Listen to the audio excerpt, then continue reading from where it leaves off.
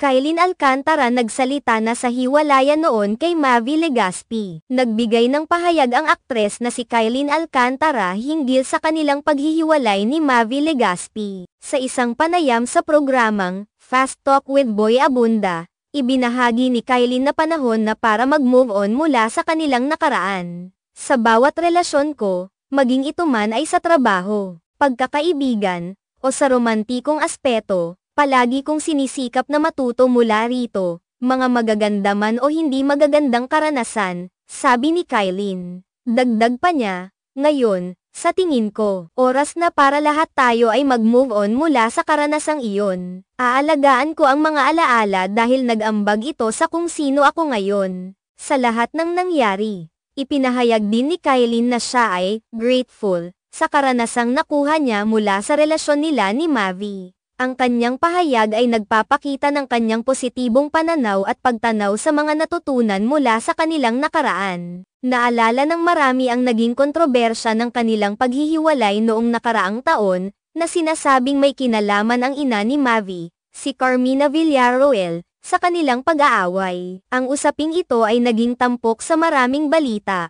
ngunit sa kabila ng lahat ng ito, si Kylene ay nagpapanatili ng mahinahong pagtingin at nakatuon sa pag-usad. Sa kanyang pahayag, ipinakita ni Kylene ang kanyang maturity at pag-aasikaso sa kanyang sariling pag-unlad, pati na rin sa pagsisika na maging positibo sa kabila ng mga pagsubok na dinanas. Ang kanyang pagsisikap na iwan ang nakaraan at itaguyod ang sarili sa harap ng mga bagong pagkakataon ay nagbibigay inspirasyon sa maraming tao na nahaharap din sa mga katulad na sitwasyon. Ang ganitong klaseng pananaw ay mahalaga hindi lamang para kay Kylene kundi pati na rin sa kanyang mga tagahanga at mga taong nakaka-relate sa kanyang karanasan. Ang kanyang bukas na pag-amin at pagbabahagi ng kanyang mga natutunan ay nagpapakita ng kanyang katatagan at pagnanais na magpatuloy sa buhay ng may positibong pananaw. Sa kabila ng lahat ng nangyari, si Kylene ay patuloy na nagtatrabaho at nag-aambag sa industriya ng showbiz, na nagpapakita ng kanyang dedikasyon sa kanyang propesyon. Ang kanyang pahayag ay nagbibigay ng liwanag sa kanyang mga taga-suporta at nagsisilbing paalala na ang mga pagsubok sa buhay ay maaaring maging mga pagkakataon para sa personal na pag-unlad. Mula sa kanyang pagharap sa mga isyu ng kanyang nakaraan hanggang sa pagtanggap sa mga bagong oportunidad,